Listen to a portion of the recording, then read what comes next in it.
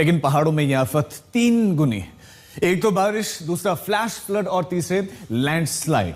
इस तेहरी मार से पहाड़ में हाहाकार मचा हुआ है। हिमाचल में तो पहाड़ियों से मलबा आने से 1300 से ज्यादा सड़कें इस समय बंद हैं।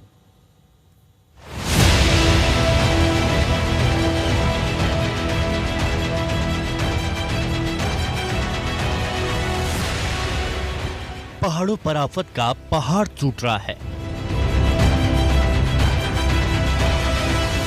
हिमाचल प्रदेश के सूबे सूबे सड़कों पर आफत बरस रही है।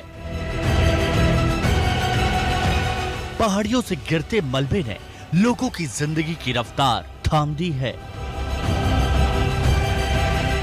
कुल्लू से लेकर कांगड़ा तक और बिलासपुर सोलन से लेकर शिमला सिरमौर तक मौसम की आफत ऐसी है कि जिले जिले स्कूल बंद करने पड़े हैं। बारिश और फ्लैश फ्लड के बाद सबसे ज्यादा खतरा पहाड़ियों से मलबा गिरने का है।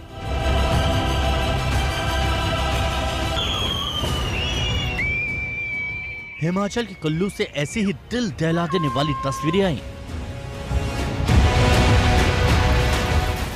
कुल्लू के बीच की पहाड़ियों की हालत ये है कि जब महाराजा कोठी के पास पहाड़ से मलबा आया तो कयामत सा मंजर था। बड़ी बड़ी चट्टानें और पेड़ पौधे सहित सैकड़ों टन मलबा गिरा, लेकिन गनीमत रही कि किसी की जान माल का इसमें नुकसान नहीं हुआ।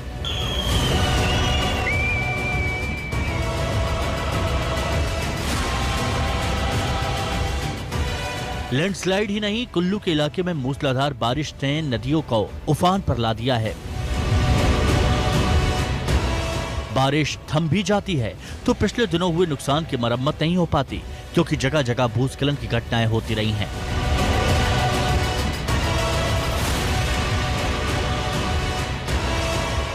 सड़कें बंद होने से नेशनल हाईवे 3 की मरम्मत के लिए मशीनों की आवाजाही भी मुश्किल हो गई, जिसके बाद चिनूक हेलीकॉप्टर की मदद से मशीनें वहां तक भेजी जा रही हैं।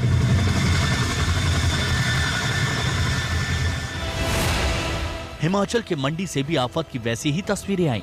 रविवार की रात भारी बारिश के बाद चंडीगढ़ मनाली नेशनल हाईवे पर लैंडस्लाइड हुआ तो कई लोग फंस गए।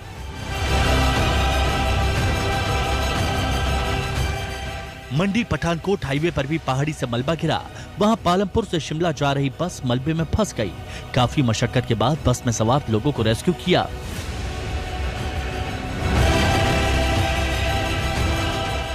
बारिश और फ्लैश फ्लड का कहर हिमाचल के सिरमौर में भी टूटा। यहां नदियों में बढ़ते उफान को देखते हुए स्थानीय लोगों को सुरक्षित स्थानों पर भेजा गया।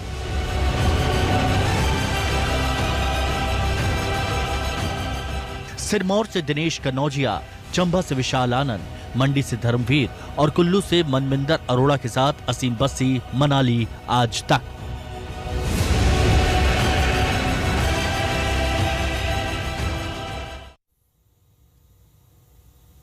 मनाली बहुत कुछ इस समय वहां पर सहन कर रहे हैं और मनाली की 2 तस्वीरें अब आपको दिखाते हैं। पुरानी तस्वीर और नई तस्वीर।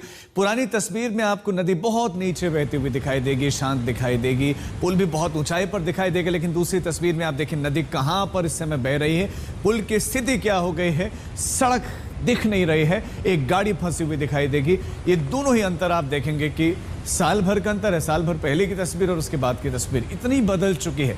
एक बारिश और इस सैलाब ने क्या कुछ बदल दिया, पूरी तस्वीर बदल कर रख दी है पहाड़ों की, नदियों की। ये मनाली की तस्वीर गवाही दे रही है कि नदियां पल भर में अपना रूप, अपना वेग सब बदल सकती है। इसीलिए पहाड़ों में पहले नदियों के किनारे घर नहीं बना करते थे।